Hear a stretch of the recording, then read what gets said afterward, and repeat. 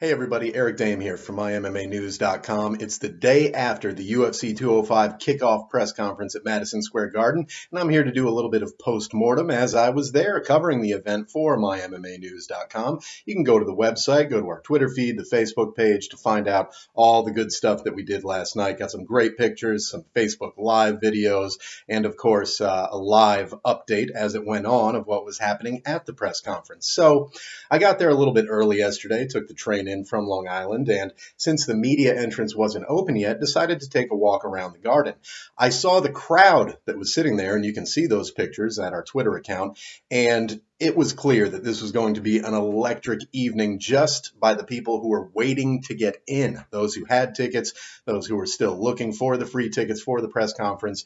The holding area, a big cattle pen almost that they had them in, was packed to the brim. Everybody excited, everybody having a great time. It was really cool to see. Now let's get to the actual press conference when we got inside. They played a little promo video, and then out came the fighters. A couple that I didn't think were going to be there, Cowboy Cerrone and Kelvin Gastelum, were up on the stage. But other than them, we had Conor McGregor and Eddie Alvarez, of course, the main event. The co-main event, Tyron Woodley and Stephen Wonderboy Thompson. The co-main event, Joanna Jędrzejczyk and Karolina Kowalkiewicz, as well as Chris Weidman and Yoel Romero, Frankie Edgar and Jeremy Stevens, and as I mentioned, Kelvin Gastelum and the Cowboy. Things got off to a great start, of course, Conor McGregor taking center stage pretty much immediately. And one thing that I'll say about the press conference in general that a lot of people have already said, Conor once again demonstrates that he is, bar none, the greatest trash talker in mixed martial arts. There are other guys who are pretty good. Chael Sonnen, of course, with his WWE American gangster style personality. I enjoy some of the stuff that he says. Cormier and Jones, they've had some good back and forths. With Conor, it's not so much a back and forth as whatever you say, he's going to top it, and he's going to top it in grand Conor McGregor fashion. He certainly did so last night. The line of the night actually came when Jeremy Stevens, of all people, decided to say that he was the one on the stage that would give Conor the best fight, since he's the hardest-hitting 145-pounder there is, in his words. Conor turned around and, in believable but obviously mock confusion, asked, "Who the F is this guy?" It was sublime. It was art. And that's what Conor does. Now, getting down to what else took place at the press conference, one big announcement came out from Dana White, and that was a late addition to the card. Khabib Nurmagomedov versus Michael Johnson. Khabib, of course, thought he deserved and wanted the title fight against Eddie Alvarez that Conor McGregor got, but that's not going to happen. I guess it's a bit of a consolation prize that he will at least be at the arena and taking part in what may be the biggest UFC event to date. Now, I know UFC 200, because of the number and because of the fantastic fights that they had lined up for that card, that was really planned to be the big one. But personally, I think that 205, with the presence of McGregor, the presence of Weidman, the presence of 3 title fights, including one by arguably the most dominating champion in the UFC, that being champion Joanna, and Stephen Wonderboy Thompson and Tyron Woodley, in addition to that lightweight title fight with McGregor and Alvarez, I think this has the makings of a fantastic card. Now, we're still a month and a half away from it, so fingers crossed. We don't want to see any injuries. We don't want to see anybody pulling out for any other reason. But if it stands as it is now, UFC 205 is looking like it's going to be great. Getting to what took place at the press conference, we heard, shockingly, a lot from Conor McGregor.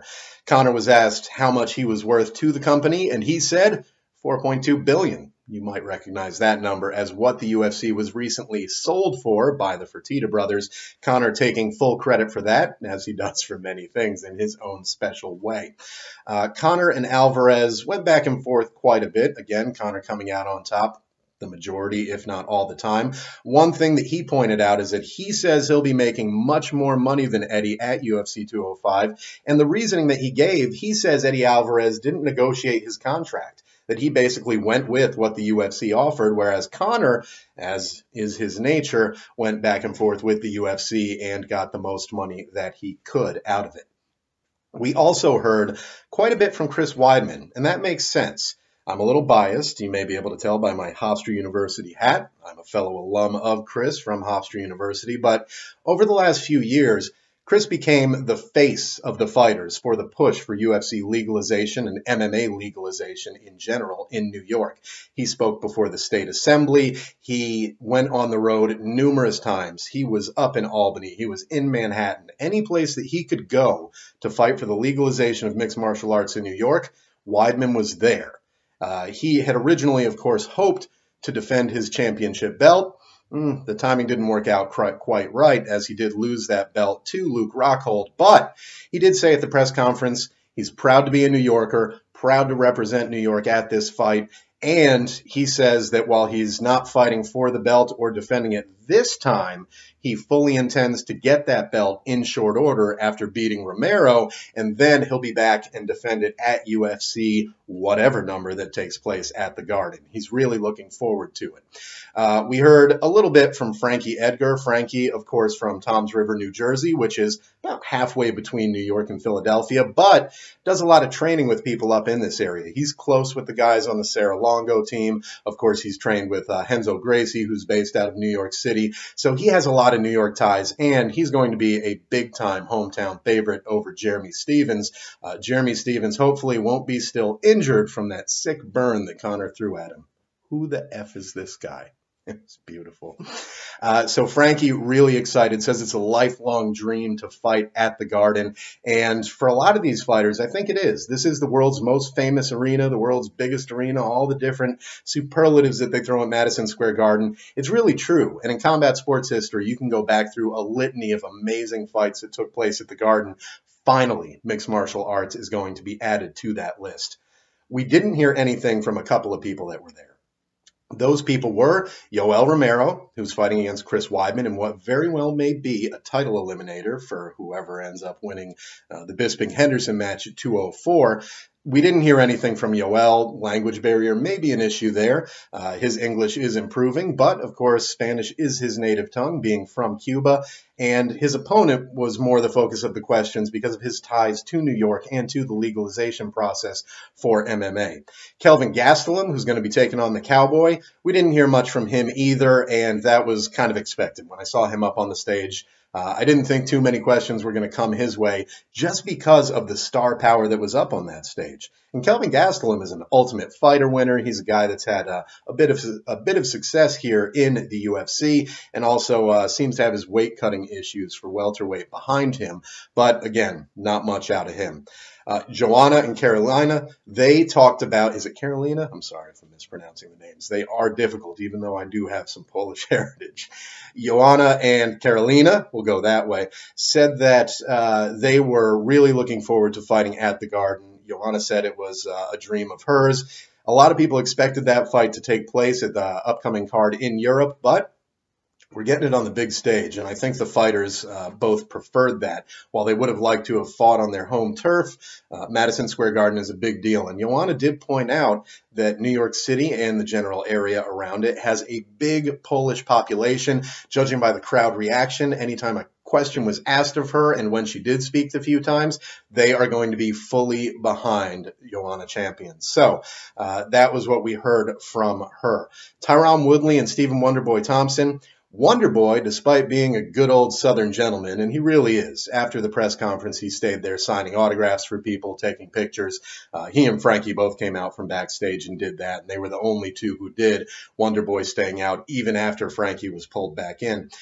He does a lot of training up here, especially with the Sarah Longo team. He's close with Chris Weidman and Ally Quinta and all those guys. They're buddies. And he said during the press conference, "This is my home away from home." The crowd most certainly agreed. Chants of "Wonder Boy, Wonder Boy" broke out a few times during the press conference, and boos every time Tyron Woodley spoke. Tyron Woodley's not an unlikable guy. He's just not a local guy. And despite the fact that Stephen Thompson is from thousands of miles away, or at least 8,000 miles away, let's say, he is the hometown favorite in this crowd. He's really excited to fight at MSG. A little bit of bad blood between them because Wonderboy, prior to the Woodley-Lawler fight, had said he fully expected Lawler to win. Woodley saw that as a sign of disrespect, and you know that respect for fighters, at least when they're preparing for a fight, is a huge deal, and they will use anything they can to get themselves even more into it for a fight, which is kind of crazy because they're going in there to go toe-to-toe and fight against someone who's professionally trained to injure people. You need more to get into it? Well, some of them do, and Tyron did take exception to that. He said he didn't care about the booing. He also pointed out he believed it was really the first time he'd been booed like that and welcomed the boos. He doesn't see himself as an underdog, even though Woodley will have the crowd behind him because, hey, Tyron Woodley is the defending welterweight champion coming off a fight where he dispatched Robbie Lawler in a way where nobody had for quite a while. Conor had a lot to say.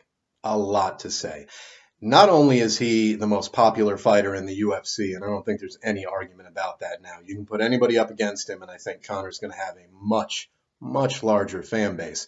Not only that, he's fighting in New York City that has a massive Irish population. People who have been in the country for hundreds of years, people who have just come recently. There are Irish folk in New York of all varieties, and they are all excited to see Mr. McGregor fight. Quite a few of them were in the press conference crowd. I did see the Irish flags there. To quote Conor from last night, "The Irish, we run New York." And if you were in that press conference at the theater at Madison Square Garden, it certainly seemed that way. Eddie Alvarez said Conor McGregor is not a championship fighter. When he was asked to clarify that, he said he doesn't believe Conor has the ability to go into those champion rounds, the 4th and 5th rounds, and still put forth the same kind of effort, while Eddie says he gets better as the fight goes on.